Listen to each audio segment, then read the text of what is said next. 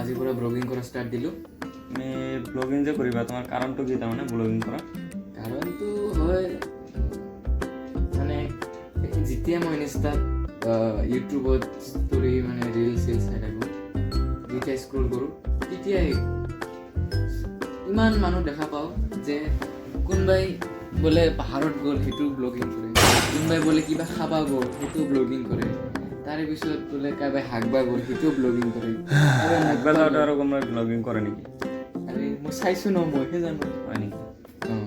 তাৰে পিছত কথাটো হ'ল ছাপৰ্ট কৰিব আপোনালোকে, মোকো এনেকুৱা আগবঢ়াই লৈ যাব। তো বেছি মানে কিবা ভুল হৈ থাকিলে আপোনালোকে কমেণ্টত কৈ দিব। ফাৰ্ষ্ট ব্লগিং ন, ইমান এটা এক্সপিৰিয়েঞ্চ নাই যিহেতু, ফাৰ্ষ্ট টাইম কেমেৰা অন কৰি এনেকুৱা কৈ আছোঁ আপোনালোকে।